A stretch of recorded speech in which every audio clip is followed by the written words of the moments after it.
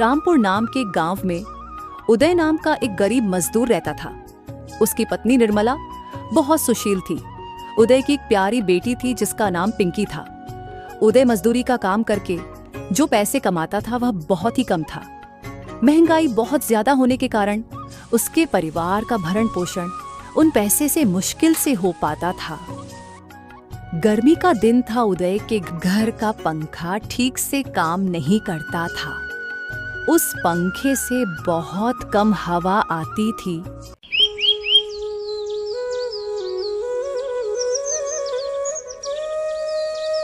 एक दिन उदय की पत्नी निर्मला उदय से कहती है, सुनिए जी, घर का पंखा खराब हो गया है, उसमें से अच्छे से हवा भी नहीं आती। गर्मी के कारण बच्चे रात को ठीक से सो भी नहीं पाते हैं। तुम नया पंखा खरीद कर ले आओ। नया पंखा तो 400 रुपए का आएगा। मैं तो मजदूरी करके दिन का 300 रुपए कमाता हूँ। उससे घर का रोज का खाने पीने का सामान लाता हूँ। पैसे तो बचते नहीं तो पंखा कैसे खरीदें? तुमने अपने दोस्त संदीप को पैसे उधार में दिए तो उसने अभी तक 100 रुपए नहीं लौटाए। तुम उससे अपना पैसा मांग कर ले आओ। मेरे पास 100 रुपए बचे हैं, उन सबको मिलाकर पंखा खरीद लाना। संदीप के घर जाता हूँ, अपना उधार दिया हुआ पैसा मांग कर लाता हूँ। उदय अपने दोस्त संदीप के घर जाता है। बहुत दिन हो गए, तुमने मेरा उधार नहीं चुकाया। मुझे पंखा खरीदना है, तो तुम मेरे 100 रुपये मुझे वापस दे दो। अभी तो खैर 100 रुपए नहीं है, ये 50 रुपए लो, बाकी का पैसा मैं बाद में दे दूंगा। उदय बाजार जाता है पंखा खरीदने के लिए। आइए आइए, क्या खरीदना है आपको? मुझे एक अच्छा हवा देने वाला पंखा खरीदना है। ये पंखा 400 रुपए का है, पैक कर दूं? हाँ, दे दीजिए, पर मेरे पास अभी 250 रुपए ही है। बाकी का पैसा मैं 1 महीने में चुका दूंगा। जेब में पैसा नहीं है और आए हो पंखा खरीदने के लिए? मैं उधार नहीं देता। जब तुम्हारे पास 400 रुपए इकट्ठे हो जाएंगे तब आना पंखा खरीदने। गर्मी बहुत है, बच्चे गर्मी में सो नहीं पाते। आप मुझे ये पंखा दे दीजिए, मुझ पर विश्वास कीजिए। चल भाग यहाँ से, मेरा समय बर्बाद मत कर, और भी ग्राहकों को सामान बेचना है। उदय उदास होकर घर की तरफ जाने लगता है और अपने आप को कोसने लगते हैं। भला ऐसी जिंदगी जीने से क्या फायदा जब मैं अपने परिवार को, बच्चों को कोई सुख नहीं दे पा रहा। उदय रास्ते से जा रहा होता है, तभी उसे एक पेड़ के नीचे एक वृद्ध व्यक्ति बैठा हुआ दिखाई देता है। उदय उसे देखकर आगे बढ़ जाता है, पर फिर उसके मन में ख्याल आता है, इतनी गर्मी में यह वृद्ध व्यक्ति पेड़ के नीचे क्यों बैठा है, मैं इसका हालचाल पूछ लेता हूँ। वह उस वृद्ध व्यक्ति के पास जाता है। चाचा, आपकी तबीयत तो ठीक है ना? आप इतनी गर्मी में धूप में क्यों बैठे हैं? क्या मैं आपकी कोई मदद कर सकता हूँ? तुम मेरी क्या मदद करोगे? तुम तो खुद लाचार और गरीब नजर आ रहे हो। फिर आप मुझे अपनी परेशानी बताइए। मुझसे जितना संभव होगा आपकी सहायता करने की कोशिश करूंगा। बेटा, मुझे पैसों की जरूरत थी। मैंने एक सूदखोर से ब्याज पर पैसे लिए थे, पर मैं उस सूदखोर का ब्याज नहीं चुका पा रहा हूँ। इसलिए उसने मेरा घर अपने कब्जे में कर लिया है और मुझे मेरे घर से बेघर कर दिया है। इसलिए मैं इतनी गर्मी में बैठा हुआ हूँ। अब मुझ में इतनी ताकत नहीं है कि काम करके पैसे कमा सकूं और उस सूदखोर को उसका पैसा लौटा सकूं। चाचा, आपके कोई बच्चे तो होंगे? हाँ बेटा, मेरे 3 बेटे हैं। उन तीनों को मैंने मजदूरी करके खूब अच्छी शिक्षा दी। उन्हें शहर भेजकर पढ़ाया लिखाया, पर नौकरी लगने के बाद 2 बेटे दिल्ली में बस गए और एक बेटा विदेश में बस गया। विदेश में रहने वाला बेटा तो एक बार भी मुझसे मिलने नहीं आया और ना ही फोन से मेरा हाल समाचार ही लेता है। अच्छा, और 2 बेटे जो दिल्ली में रहते हैं वे तो आपके पास आते होंगे मिलने? हाँ, आए थे ना, जब उन्हें पैसों की ज़रूरत थी। उन दोनों को अपना घर खरीदना था। मेरी जो भी ज़मीन थी उसे उन तीनों भाइयों ने बेच दिया और तीनों भाइयों ने आपस में पैसों का बंटवारा कर लिया। उन्होंने कहा, आपके मरने के बाद तो यह ज़मीन हमारी ही है ना, तो क्यों ना हम इस ज़मीन को बेचकर अभी ही अपनी ज़रूरत को पूरा कर लें। आपके मरने का इंतज़ार क्यों करें? और उसके बाद से कभी मेरे पास नहीं आए। ना ही मेरा हाल समाचार ही लिया। चाचा, आपकी कहानी तो बहुत दुखद है। आप कब तक गर्मी में बाहर बैठेंगे? गर्मी में आपकी तबीयत खराब हो जाएगी। मेरे पास थोड़े पैसे हैं, ये आप रख लीजिए। मैं इन पैसों से आज पंखा खरीदने गया था, पर पैसे कम पड़ जाने के कारण दुकानदार ने मुझे उधार में पंखा नहीं दिया। पर कोई बात नहीं, पंखा बाद में खरीद लूंगा। इन पैसों की जरूरत मुझसे ज्यादा आपको है। यह पैसे आप उस सूदखोर को दे दीजिए और अपना घर वापस ले लीजिए। इतना कहकर उदय ने 200 रुपए वृद्ध व्यक्ति को दे दिया। रुपया पाकर वृद्ध व्यक्ति के आंखों से खुशी के आंसू निकल आए। वह उदय को आशीर्वाद देने लगा। जुग जुग जियो बेटा, तुम बहुत अच्छे दिल के इंसान हो। भगवान तुम्हारा भला करे। तुमने मुझ बेसहारे की मदद की, इस भलाई का फल तुम्हें भगवान जरूर देंगे। तुम्हारे जैसा बेटा भगवान सबको दे। तुम्हें इन पैसों की ज़रूरत थी, पर तुमने ये पैसे मुझे देकर अपने दिलदार होने का सबूत दिया है। जियो बेटा, जुग जुग जियो। इतना कहकर वह वृद्ध व्यक्ति वहां से चला जाता है। उदय वृद्ध व्यक्ति की मदद करके आज बहुत खुशी महसूस कर रहा था, पर वह अपने पत्नी और बच्चों के लिए पंखा न खरीद पाने के कारण दुखी भी हो रहा था। वह उदास मन से घर की ओर जाने लगता है। आज उसे बहुत संतुष्टि महसूस हो रही थी कि जीवन में पहली बार उसने किसी की मदद की है। उदय जैसे ही घर पहुंचता है, दरवाजे पर उसकी पत्नी उसका इंतजार करती हुए नजर आती है। आ गए जी, मैं कब से आपके घर आने का इंतजार कर रही थी। बच्चे भी बार बार मुझसे पूछ रहे थे कि पिताजी कब आएंगे पंखा लेकर, और आज आने में इतनी देर क्यों हो गई है। मुझे न जाने क्यों बुरे बुरे ख्याल आ रहे थे। निर्मला, तुम तो बेवजह ही चिंता करती हो। मैं पैसे लेने के लिए संदीप के घर गया था, तो वह अपनी गरीबी का रोना रोने लगा और बड़ी मुश्किल से मुझे 50 रुपए ही दिए और बाकी का रुपया बाद में देने का वादा किया है। आप संदीप के पास कितनी बार अपने पैसे वापस लेने के लिए, पर हर बार वह कोई ना कोई बहाना बनाकर आपको खाली हाथ लौटा दिया। और आज पैसे दिए भी तो सिर्फ 50 रुपए। पैसे लेने के समय तो कह गया था कि जल्दी ही लौटा देगा। छोड़ो, पंखा कहाँ है? निर्मला, मैं पंखा लेने बाजार गया था। एक पंखा पसंद किया, पर उसकी कीमत 400 रुपए थी, पर मेरे पास तो सिर्फ 250 ही थे। तो मैंने दुकानदार से बाकी के पैसे बाद में देने को कहा, पर दुकानदार ने मुझे उधार में पंखा देने से इनकार कर दिया। आज के समय में कोई किसी को उधार नहीं देना चाहता।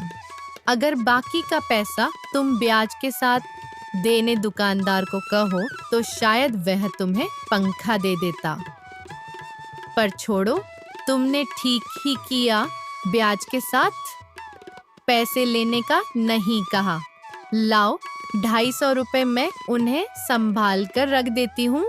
जब हमारे पास पूरे 400 रुपए जमा हो जाएगा, तब हम पंखा खरीद लेंगे। निर्मला की बात सुनकर उदय निर्मला से कहता है। निर्मला, मैं जब घर लौट रहा था तो मैंने देखा एक वृद्ध व्यक्ति पेड़ के नीचे बैठा था। उनके पास जाकर पूछा तो उन्होंने अपनी आपबीती बताई। उनकी बात सुनकर मैंने 200 रुपए मदद में दे दिए। निर्मला, अगर मैं उस वृद्ध व्यक्ति की मदद नहीं करता तो शायद गर्मी और कड़ी धूप के कारण उस वृद्ध व्यक्ति की तबीयत खराब हो जाती और उनकी जान भी जा सकती थी। फिर उदय निर्मला को सारी बात बताता है। ठीक किया अपने वृद्ध व्यक्ति की मदद करके, पर अब पंखा कैसे खरीदेंगे? बच्चों को क्या बताएंगे कि पंखा क्यों नहीं लाए? गांव में ऐसा कोई भी आदमी नहीं है जो हमें उधर में पैसा देगा। बात तुम सही कह रही हो निर्मला, पर हमसे ज्यादा उस वृद्ध व्यक्ति को उस पैसे की जरूरत थी। हमारे सिर पर तो छत है, पर वह वृद्ध व्यक्ति तो बेघर था। पर तुम चिंता मत करो, भगवान कोई रास्ता जरूर निकाल देंगे। मैं हाथ मुंह धोकर आता हूँ, तुम जल्दी से खाना लगा दो, मुझे जोरों से भूख लग रही है। सिर्फ आज के लिए ही खाना बचा है, फिर कल हम लोग क्या खाएंगे उसका भी इंतजाम करना होगा। फिर सब मिलकर खाना खाते हैं। कोई दरवाजा खटखटा है। उदय घर के बाहर जाकर देखता है तो एक बूढ़ी औरत रहती है। वो उदय से कहती है, बेटा, मैंने 3 दिन से कुछ नहीं खाई हूँ। मुझे बहुत जोर से भूख लगी है। अगर तुम मुझे कुछ खाने को दे दो तो भगवान तुम्हारा भला करेंगे। मेरे पास खाने के लिए कुछ नहीं है। मैंने कुछ लोग के दरवाजे खटखटाए पर किसी ने भी दरवाजा नहीं खोला। काकी, मेरे पास खुद खाने को कुछ नहीं है और ना ही राशन है, तो मैं आपकी मदद कैसे कर सकता हूँ? मुझे माफ कर दीजिएगा। उदय की बात सुनकर बूढ़ी औरत दुखी हो जाती है। उतने में ही निर्मला वहां आ जाती है। उदय काकी को घर के अंदर ले जाता है। फिर निर्मला से कहता है, काकी, आप घर के अंदर आ जाइए। ज्यादा देर बाहर रहना ठीक नहीं है। बाहर बहुत गर्मी है। आओ, बीमार पड़ जाओगी। उदय काकी को घर के अंदर ले जाता है। फिर निर्मला से कहता है, निर्मला, जो खाना तुमने मेरे लिए रखा था वो काकी को दे दो। फिर निर्मला उस बूढ़ी काकी को खाना दे देती है। वह बूढ़ी काकी बहुत भूखी थी, इसलिए उसने खाना तुरंत खा लेती है। आप लोगों ने इस बुरे वक्त में मेरी सहायता की। आप लोगों का बहुत बहुत धन्यवाद। वह बूढ़ी काकी उदय और निर्मला को दुआ देती है। फिर बूढ़ी काकी वहां से चली जाती है।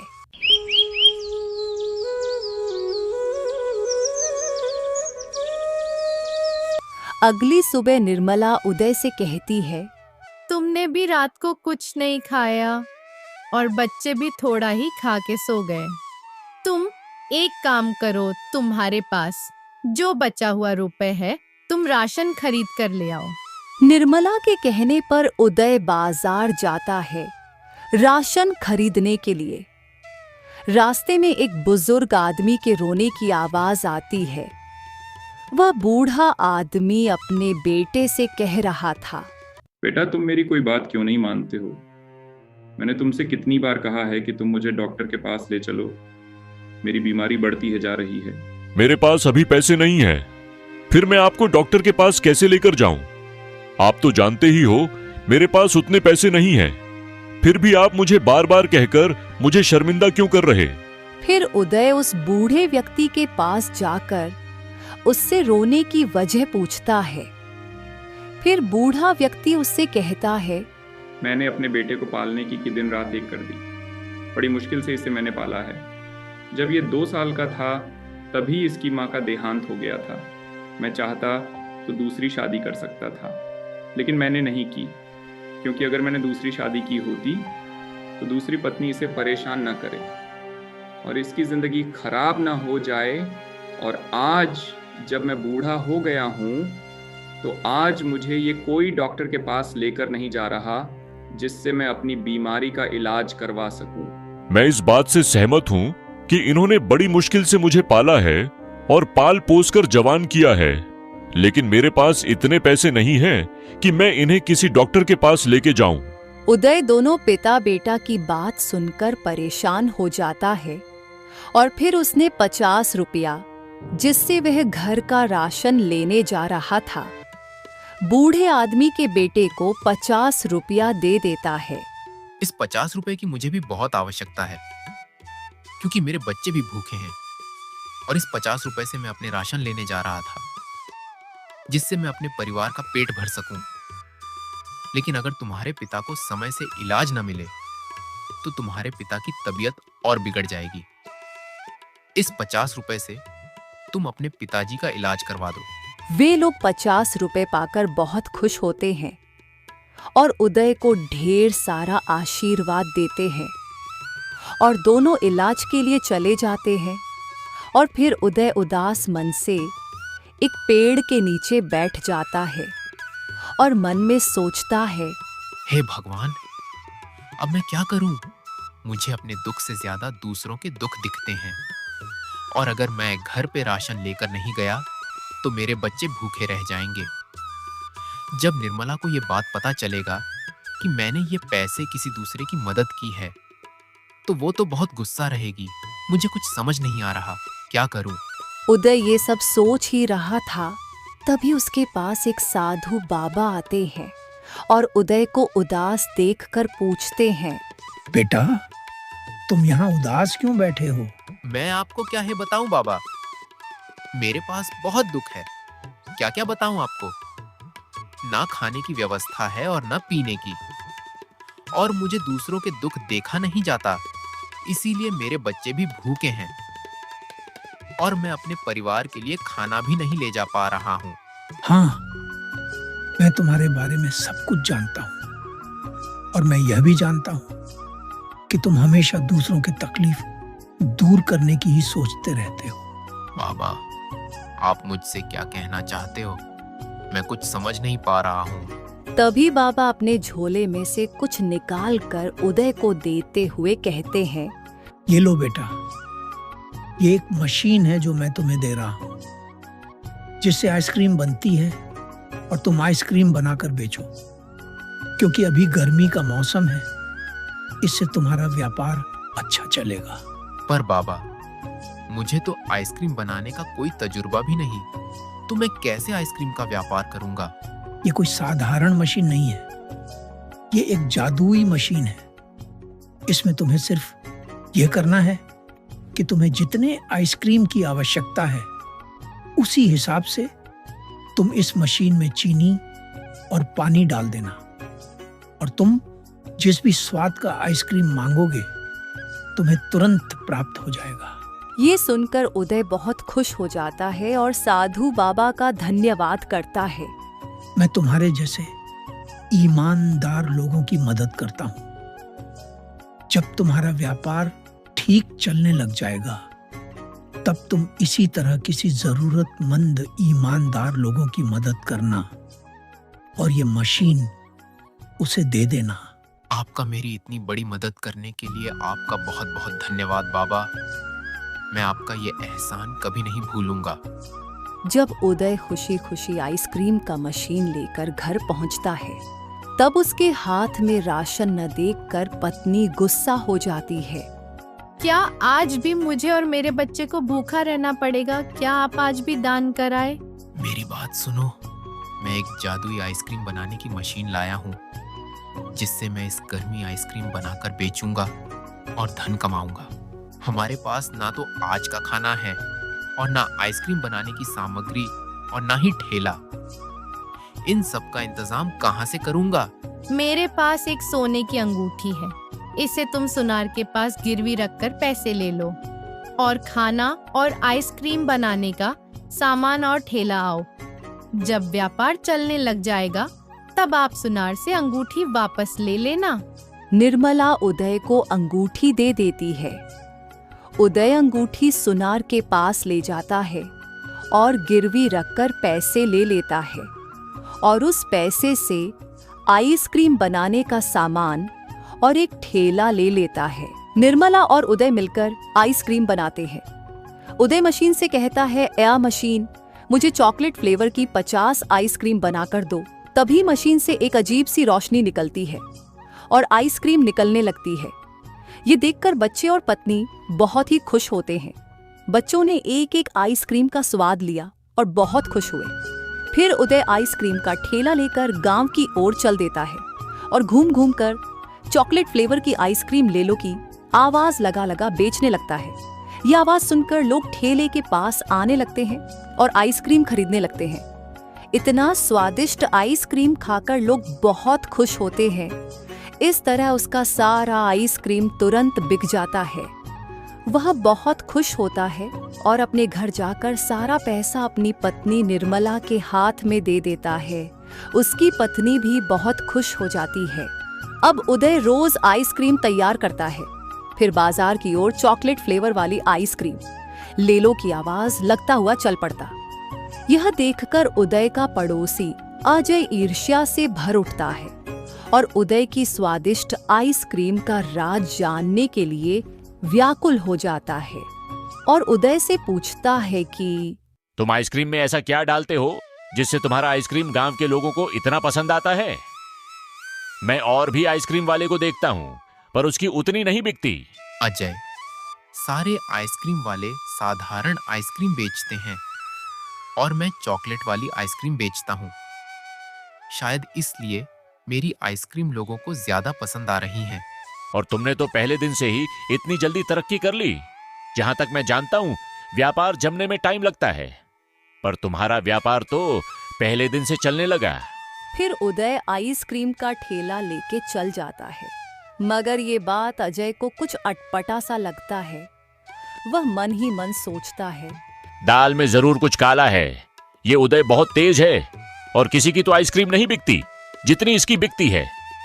मुझे इसका राज जानना है होगा कि आखिर ये आइसक्रीम में क्या मिलाता है जो सभी गांव वालों को इतना पसंद आ रहा है। अगर इसी तरह से इसकी बिक्री होती रहेगी तो ये मुझसे आगे निकल जाएगा। नहीं, मैं ऐसा नहीं होने दूंगा। फिर अजय उदय के घर के पास खड़ा होकर देखने लगता है। जैसे ही उदय आइसक्रीम बेचकर घर जाता है तो अपनी पत्नी से कहता है, लो निर्मला, ये पैसे रख लो। कल तुम इस पैसों से कूलर लेकर आना। गर्मी बहुत ज्यादा हो रही है।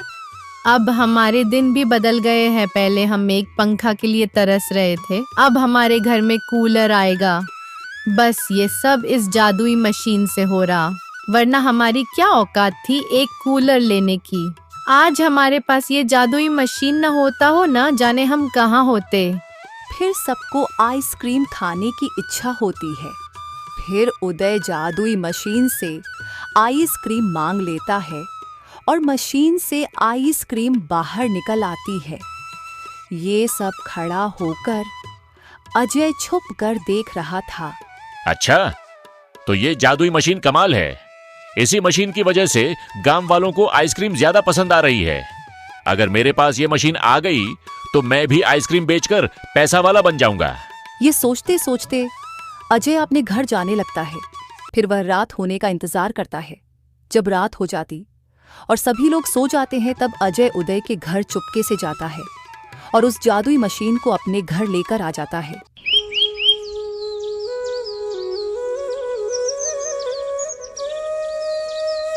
फिर सुबह होते ही उदय और निर्मला जादुई आइसक्रीम की मशीन को खोज खोज कर परेशान हो जाते हैं, पर वह मशीन घर में कहीं नहीं मिलती। अच्छे से देखो, घर में ही कहीं होगा। मैंने तो सब जगह खोज ली, पर वह मशीन कहीं नहीं मिली। अजय आइसक्रीम बनाने की कोशिश कर रहा था। उसने लालच में आकर बहुत सारी इसी सामग्री डाल दिया जो नहीं डालना चाहिए था। जैसे ही उसने बोला, ए जादुई मशीन, मुझे 50 आइसक्रीम निकाल कर दो। मशीन तेजी से घूमने लगा और अचानक से उससे ठंडी बर्फ बर्फीली निकलने लगी। पूरा परिवार ठंड से जमने लगा और लोग परेशानी में आ गए। अब अजय समझ गया जादुई चीज बिना ईमानदारी के काम नहीं करती, लेकिन तब तक बहुत देर हो गई थी। मशीन बेकाबू हो गई। सब परिवार बर्फ से जम रहे हैं। तभी वही साधु के आकर अजय को कहते हैं, ये सब जो हो रहा है, ये सब तुम्हारे कर्मों का फल है, क्योंकि तुमने ये मशीन चुराया है और तुम सोचने लगे कि सब कुछ तुम्हारा हो गया। जादू हमेशा एक सच्चे और ईमानदार के हाथ में ही रहता है। बेईमान के हाथों में जादू नहीं टिकता। अजय को अपनी गलती समझ में आ गई। उसने माफी मांगी और मशीन को उदय को ही देने का फैसला किया। जैसे ही उसने मशीन लौटाई, सब परिवार वाले बर्फ से पिघलने लगे और सब कुछ पहले जैसा हो गया। ये घटना अजय को जिंदगी भर के लिए सिखा दी कि चोरी का फल कभी मीठा नहीं होता, बल्कि वह खुद के लिए अच्छा नहीं होता है। फिर सब कुछ पहले जैसा हो जाता है और फिर से गांव वालों को आइसक्रीम बहुत स्वादिष्ट लगता है। ऐसे ही उदय की गरीबी की जिंदगी बीत गई। तो दोस्तों, मेरी यह कहानी सुनने के लिए बहुत बहुत धन्यवाद। अगर आप मेरे चैनल पर नए हैं तो मेरे चैनल को सब्सक्राइब करना ना भूलें। कहानी को लाइक और कमेंट जरूर करें। आपकी एक लाइक से मेरे चैनल को ग्रो करने में सपोर्ट मिलेगा।